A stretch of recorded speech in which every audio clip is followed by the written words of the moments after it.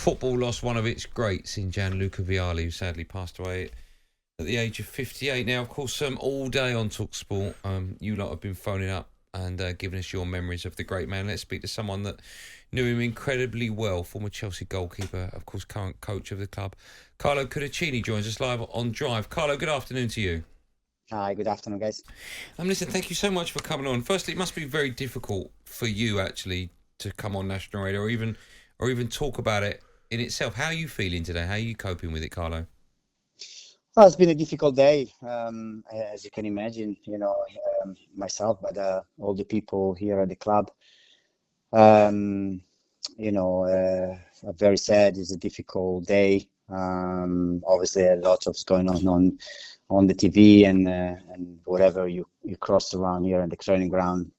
Clearly, there's a bit of a commotion when obviously you talk about Luca, and especially for myself. I mean, how much you represented. Carlo, what are your memories of Gianluca as a player? Oh well, obviously I do remember him more when he was with Roberto Mancini at Sampdoria. That duo was just an unbelievable partnership. Sampdoria through seasons ended up being a fantastic team full of great players, but that partnership was just something amazing. You could see it was just an understanding between the two that was not normal. It was outstanding what they managed to create at Sampdoria. Then obviously moved to Juventus, bigger club, bigger success. But I think the story at Sampdoria is just unique. There's so many people that phone up with great stories about him, from, of course, maybe being a Chelsea fan and going to watch him play, to people that were lucky enough to cross paths with him and have stories about him. What memories do you have of him away from the pitch? Because obviously you two would have been close and shared many a moment together. What was he like away from football?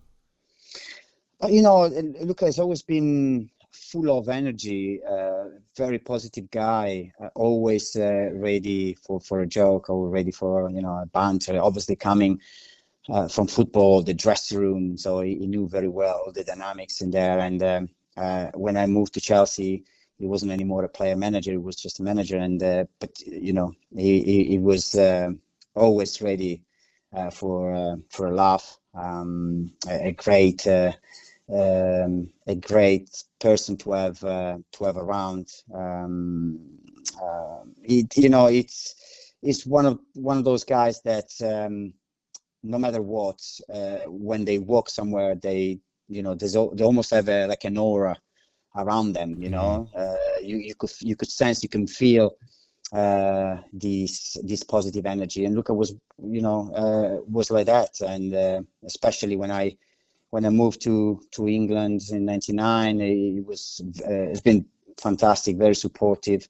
He knew obviously what he meant to change country, to change football, to change lifestyle, and it's been very supportive to what were all those changes towards my life and my career, and I will always be grateful for that support.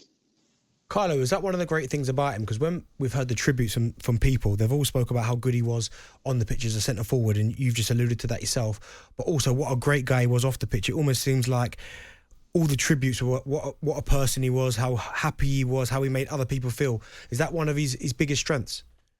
I think so. Yeah. He had obviously great personality. You could see, and that goes to what I said about this aura that he had, and in a sense that on the pitch, in the dressing room, he was always the one that was motivating, was pushing players and teammates and people around him. And I think that's the reason why he's leaving such a big gap is because of that. Of course, fantastic career, huge athlete, in Italy, especially, recognized by many, and or if not all, one of the best strikers that we ever had. But the human side is goes along with it. He was a great man. Great spirit, great fighter on the pitch, and as he shown to everybody off the pitch, because obviously these past 5 years were probably very difficult for him and for his family. Carlo, let me ask, if people are watching on YouTube, they can see us, they can see you, more importantly. Where are you now? The reason I ask that, because, of course, we know that you're current coach at the club. Have you been to Chelsea today? Have you seen many of Chelsea staff? And if so, how are they dealing with it? What's the general feeling at the club at the moment? It must be heartbreaking to be there. Yeah. I'm at Cobham, and this is where I unfortunately got to know about the sad news. And everyone here, obviously at the training ground, were, as I said, had a big impact in terms of how the day went on.